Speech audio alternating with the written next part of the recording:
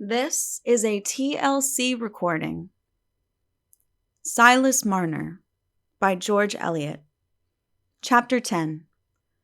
Justice Mallam was naturally regarded in Tarley and Raveloe as a man of capacious mind, seeing that he could draw much wider conclusions without evidence than could be expected of his neighbors who were not on the commission of the peace. Such a man was not likely to neglect the clue of the tinder box, and an inquiry was set on foot concerning a peddler, name unknown, with curly black hair and a foreign complexion, carrying a box of cutlery and jewelry, and wearing large rings in his ears. But either because inquiry was too slow-footed to overtake him, or because the description applied to so many peddlers that inquiry did not know how to choose among them, weeks passed away, and there was no other result concerning the robbery than a gradual cessation of the excitement it had caused in Raveloe. Dunstan Cass's absence was hardly a subject of remark.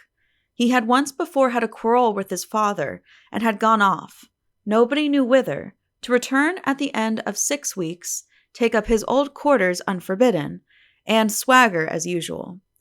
His own family, who equally expected this issue, with the sole difference that the squire was determined this time to forbid him the old quarters, never mentioned his absence.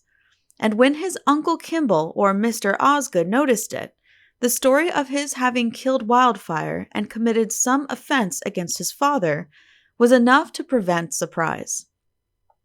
To connect the fact of Dunsey's disappearance with that of the robbery occurring on the same day lay quite away from the track of everyone's thought.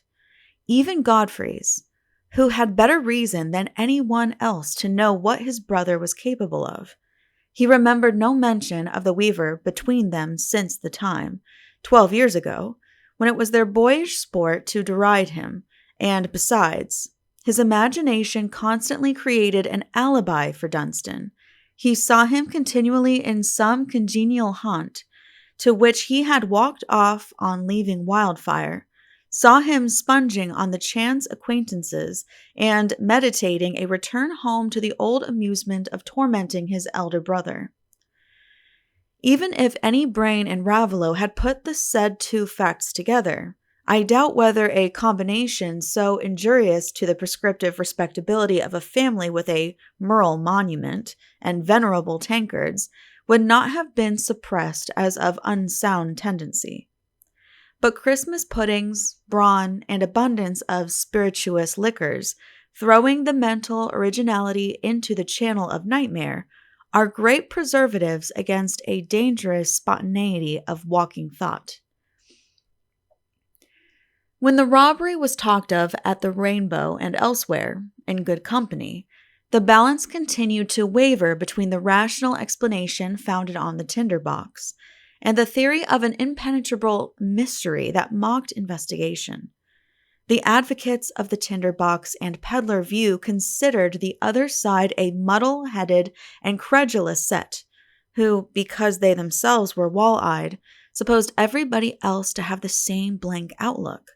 And the adherents of the inexplicable more than hinted that their antagonists were animals inclined to crow before they had found any corn, mere skimming dishes in point of depth, whose clear-sightedness consisted in supposing there was nothing behind a barn door because they couldn't see through it, so that, though their controversy did not serve to elicit the fact concerning the robbery, it elicited some true opinions of collateral importance. But while poor Silas's loss served thus to brush the slow current of Raveloe conversation, Silas himself was feeling the withering desolation of that bereavement about which his neighbors were arguing at their ease. To anyone who had observed him before he lost his gold, it might have seemed that so withered and shrunken a life as his could hardly be susceptible of a bruise, could hardly endure any subtraction but such as would an end to it altogether. But in reality, it had been an eager life, filled with immediate purpose which fenced him in from the wide, cheerless unknown. It had been a clinging life, and though the object round which its fibers had clung was a dead, disrupted thing, it satisfied the need for clinging. But now the fence was broken down. The support was snatched away. Marner's thoughts could no longer move in their old round, and were baffled by a blank like that which meets a plodding ant when the earth has broken away on its homeward path. The loom was there, and the weaving, and the growing pattern in the cloth, but the bright treasure in the hole under his feet was gone. The prospect of handling and counting it was gone. The evening had no phantasm of delight to still the poor soul's craving. The thought of the money he would get by his actual work could bring no joy, for its meager image was only a fresh reminder of his loss, and hope was too heavily crushed by the sudden blow for his imagination to dwell on the growth of a new hoard from that small beginning. He filled up the blank with grief. As he sat weaving, he every now and then moaned low, like one in pain. It was the sign that his thoughts had come round again to the sudden chasm, to the empty evening time. And all the evening, as he sat in his loneliness by his dull fire, he leaned his elbows on his knees, and clasped his head with his hands, and moaned very low, not as one who seeks to be heard. And yet, he was not utterly forsaken in his trouble. The repulsion Marner had always created in his neighbors was partly dissipated by the new light in which this misfortune had shown him.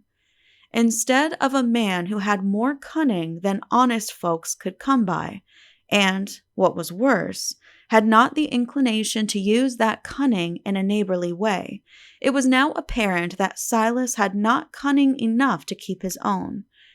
He was generally spoken of as a poor mushed creature, and that avoidance of his neighbors, which had before been referred to his ill will and to a probable addiction to worse company, was now considered mere craziness. This change to a kindlier feeling was shown in various ways. The odor of Christmas cooking being on the wind, it was the season when superfluous pork and black puddings are suggestive of charity in well-to-do families, and Silas's misfortune had brought him uppermost in the memory of housekeepers like Mrs. Osgood.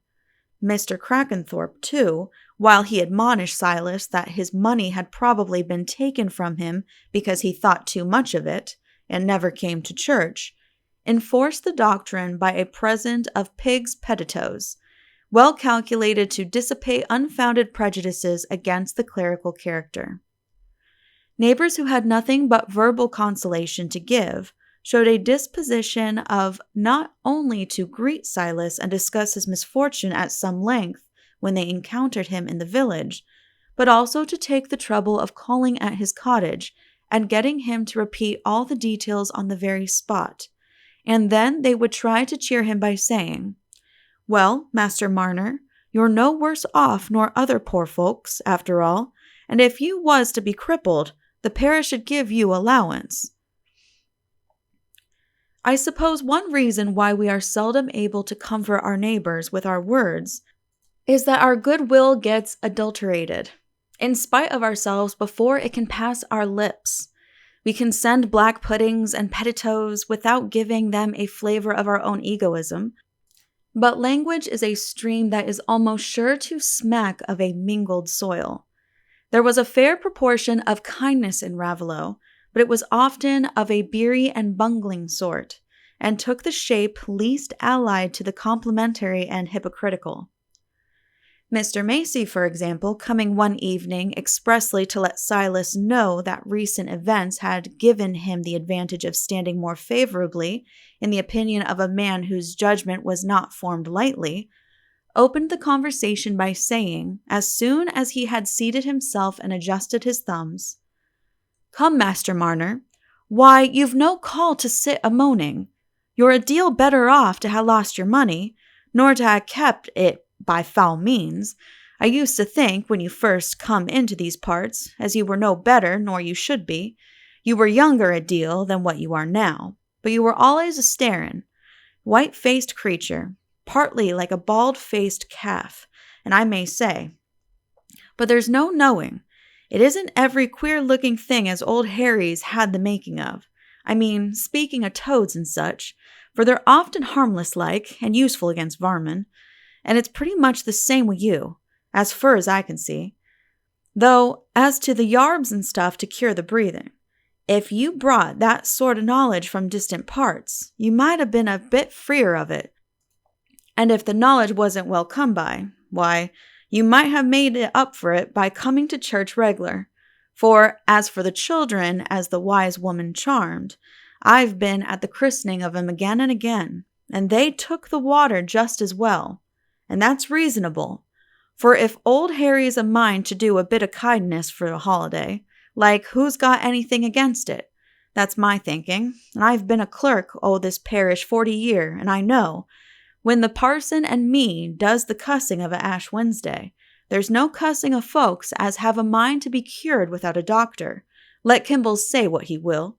And so, Master Marner, as I was saying, for there's windings, if things as they may carry you to the fur end of the prayer book afore you get back to 'em, my advice is as you keep up your spirits. For, as for thinking you're a deep 'un, and ha' got more inside you nor old Bear Daylight, I'm not of that opinion at all. And so I tell the neighbors, for says I, you talk of Master Marner making out a tale. Why, it's nonsense, that is. It'd take a cute man to make a tale like that, and says I, he looked as scared as a rabbit. During this discursive address, Silas had continued motionless in his previous attitude, leaning his elbows on his knees and pressing his hands against his head. Mr. Macy, not doubting that he had been listened to, paused in the expectation of some appreciatory reply, but Marner remained silent.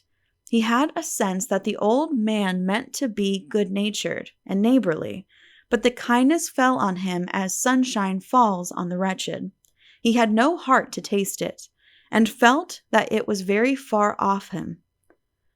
"Come, Master Marner, have you got nothing to say to that?" said Mr. Macy at last, with a slight accent of impatience. "Oh," said Marner, slowly shaking his head between his hands.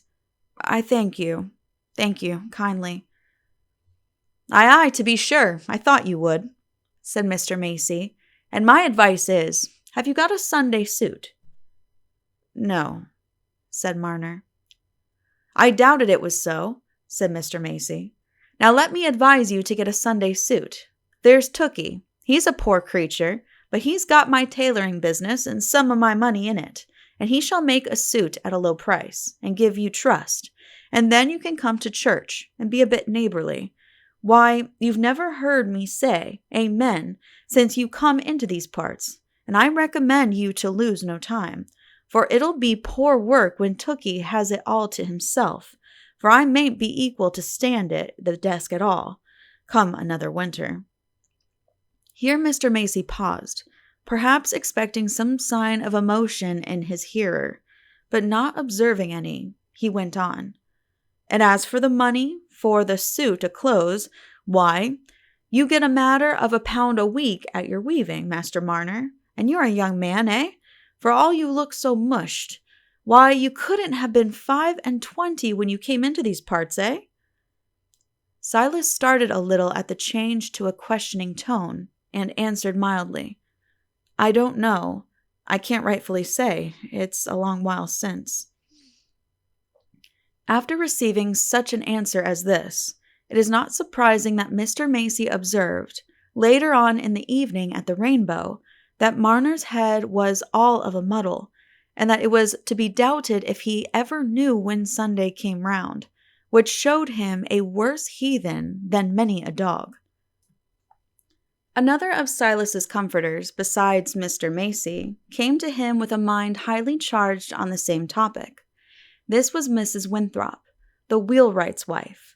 The inhabitants of Raveloe were not severely regular in their church-going, and perhaps there was hardly a person in the parish who would not have held that to go to church every Sunday in the calendar would have shown a greedy desire to stand well with heaven, and get an undue advantage over their neighbors.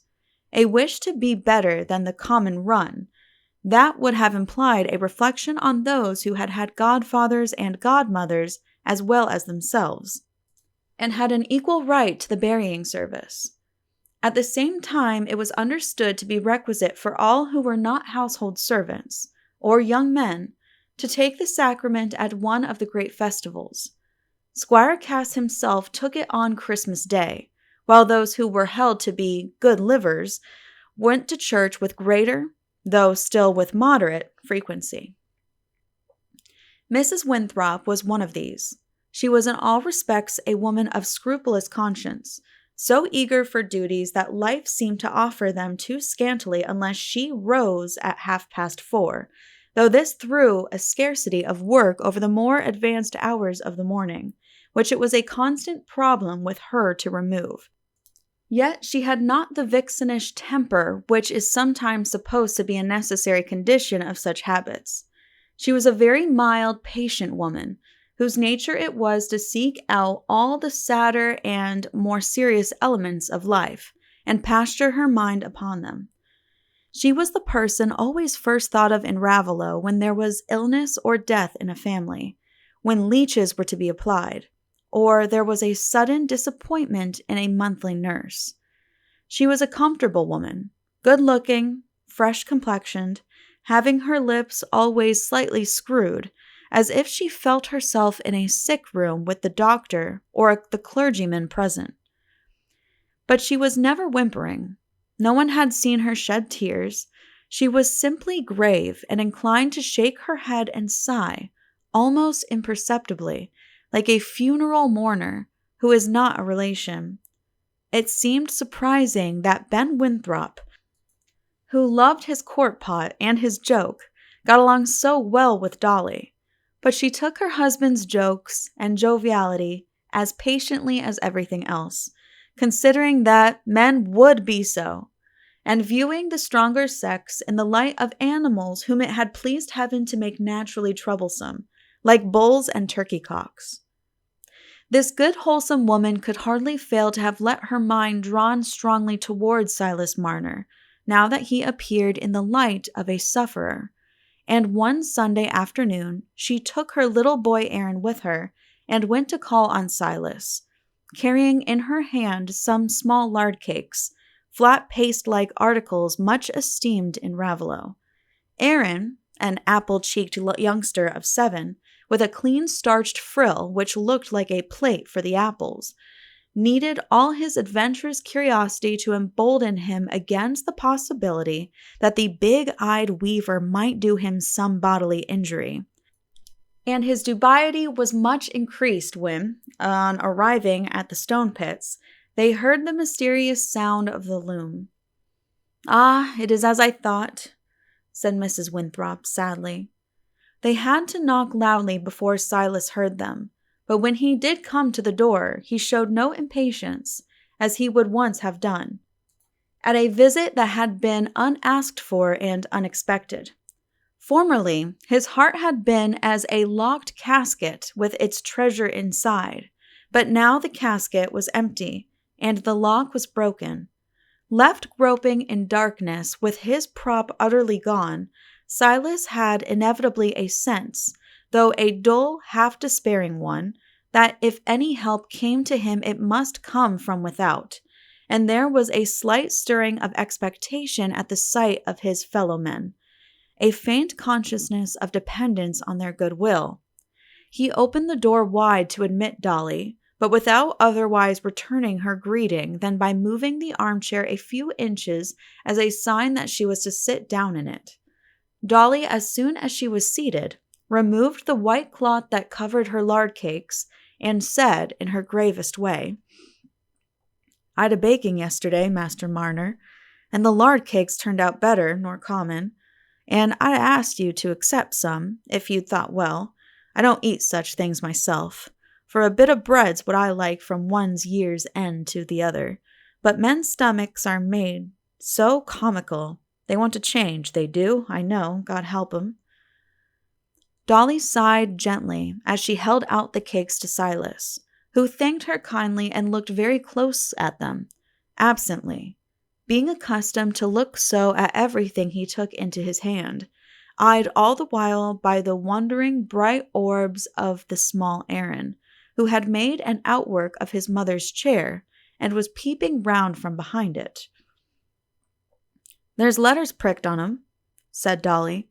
"I can't read 'em myself, and there's nobody, not Mr. Macy himself, rightly knows what they mean, but they've a good meaning, for they're the same as is on the pulpit cloth at church. What are they, Aaron, my dear?" Aaron retreated completely behind his outwork.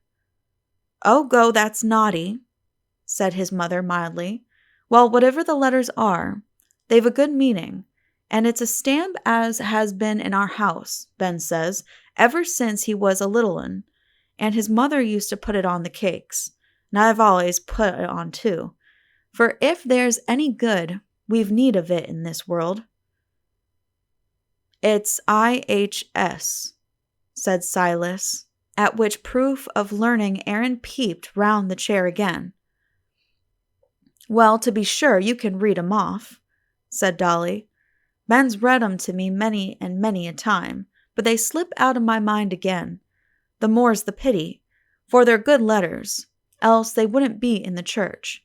And so I prick 'em on all the loaves and all the cakes, though sometimes they won't hold, because of the rising. For, as I said, if there's any good to be got, we've need of it in this world. That we have, and I hope they'll bring good to you, Master Marner, for it's with that will I brought you the cakes, and you see the letters have held better nor common." Silas was unable to interpret the letters as Dolly, but there was no possibility of misunderstanding the desire to give comfort that made itself heard in her quiet tones. He said, with more feeling than before, thank you kindly." But he laid down the cakes and seated himself absently, drearily unconscious of any distinct benefit towards which the cakes and the letters, or even Dolly's kindness, could tend for him. "Ah, if there's good anywhere, we've need of it," repeated Dolly, who did not lightly forsake a serviceable phrase. She looked at Silas pityingly as she went on. "But you didn't hear the church bells this morning, Master Marner? I doubt you didn't know it was Sunday. Living so lone here, you lose your count, I dare say. And then when your loom makes a noise, you can't hear the bells. More particular now the frost kills the sound." "Yes, I did. I heard 'em," said Silas, to whom Sunday bells were a mere accident of the day, and not part of its sacredness. There had been no bells in Lantern Yard. "Dear heart," said Dolly, pausing before she spoke again, "but what a pity it is you should work of a Sunday and not clean yourself. And if you didn't go to church, for if you'd a roasting bit, it might be as you couldn't leave it, being a lone man. But there's the bacus. If you could make up your mind to spend a 2d on the oven now and then, not every week, in course, I shouldn't like to do that myself, you might carry your bit of dinner there, for it's nothing but right to have a bit of summit hot of a Sunday, and not to make it as you can't know your dinner from Saturday. But now, up on Christmas Day, this blessed Christmas as is ever coming, if you was to take your dinner to the bacus, and go to church, and see the holly and the yew, and hear the anthem, and then take the sacrament, you'd be a deal the better, and you'd know which end you stood on, and you could put your trust in them as knows better nor we do, seeing you'd had done what it lies on us all to do." Dolly's exhortation, which was an unusually long effort of speech for her, was uttered in the soothing, persuasive tone with which she would have tried to prevail on a sick man to take his medicine, or a basin of gruel for which he had no appetite.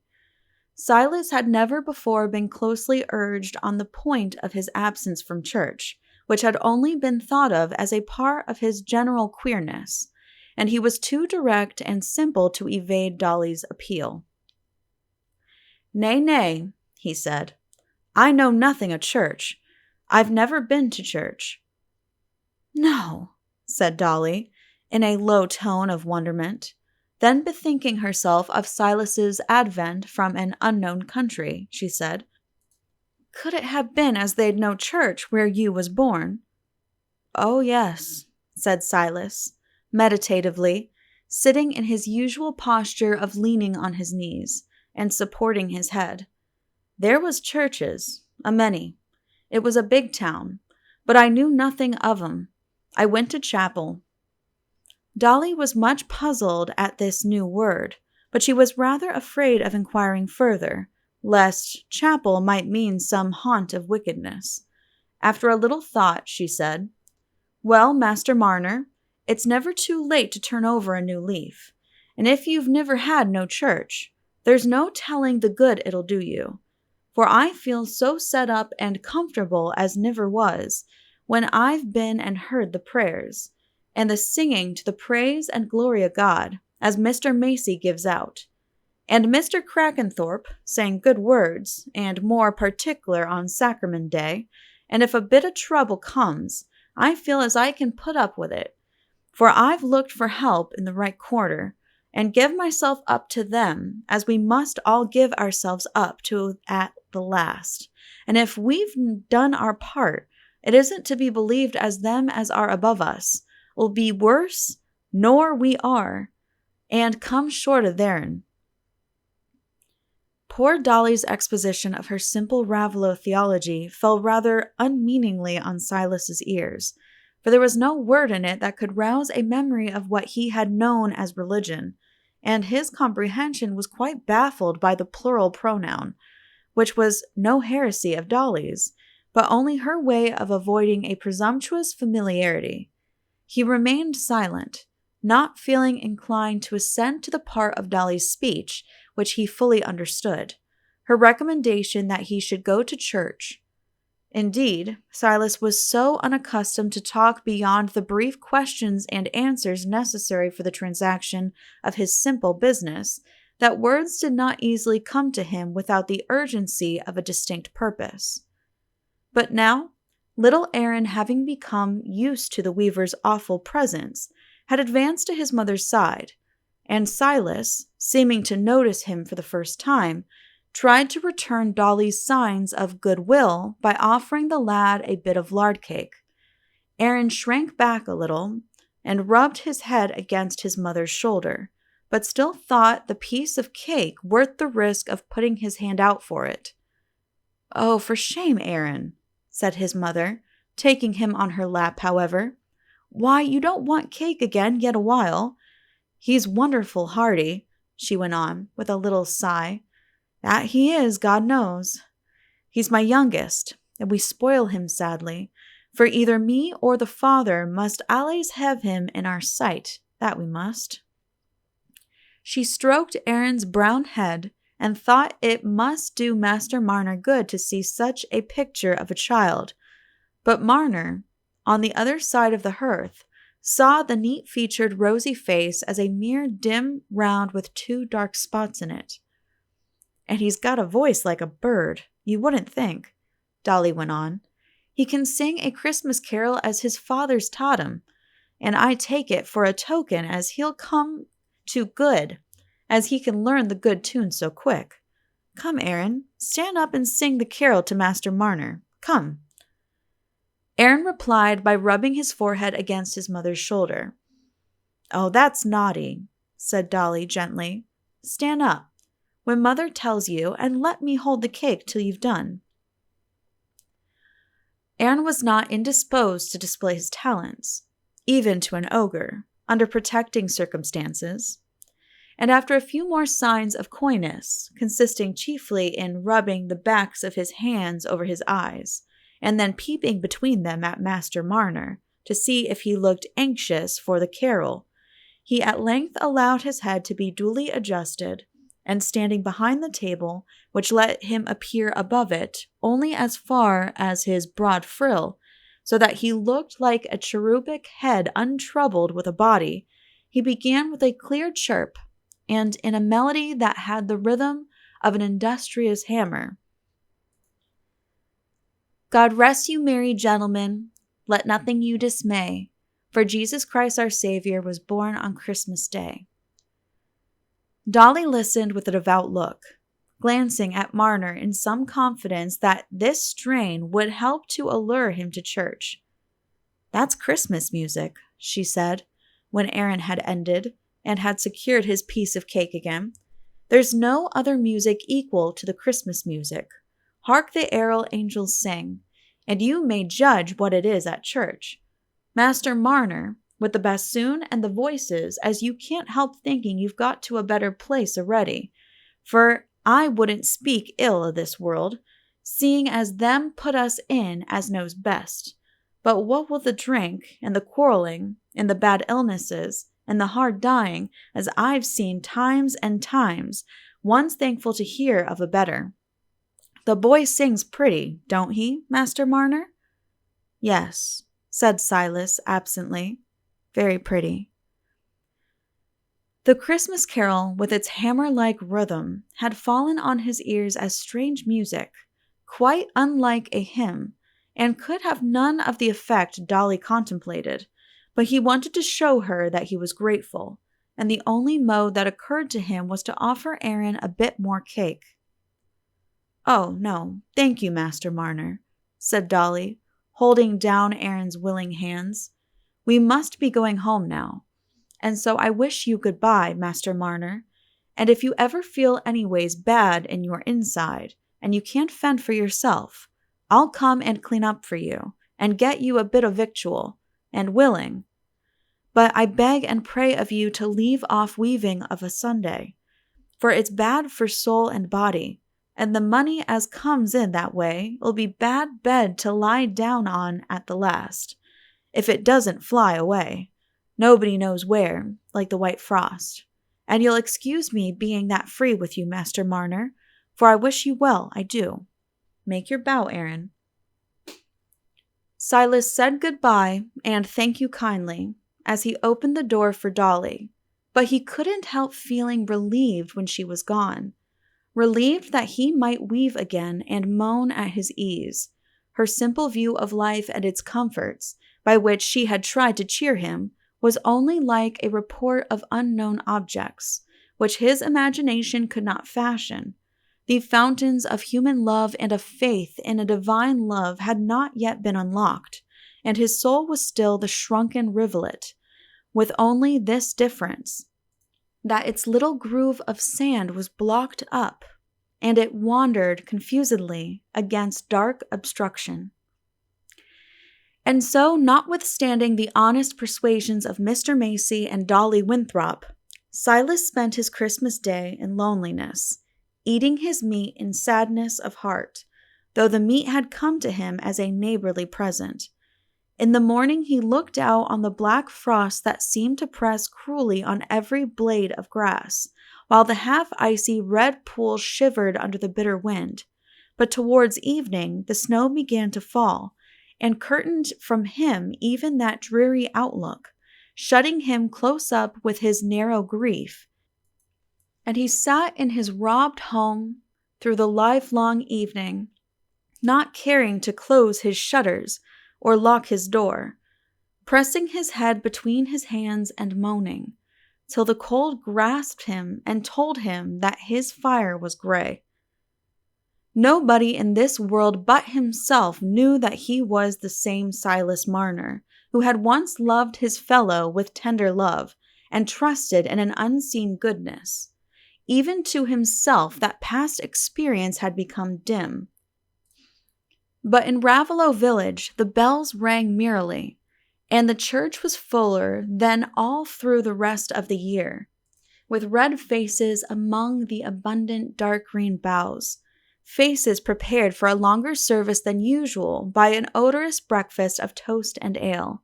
Those green boughs, the hymn and anthem, never heard but at Christmas.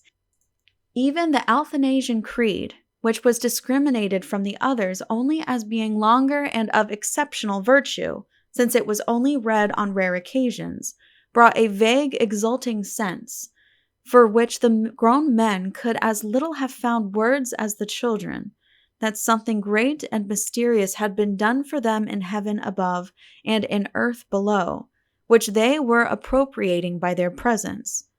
And then the red faces made their way through the black biting frost to their own homes, feeling themselves free for the rest of the day to eat, drink, and be merry, and using that Christian freedom without diffidence. At Squire Cass's family party, that day nobody mentioned Dunstan. Nobody was sorry for his absence, or feared it would be too long.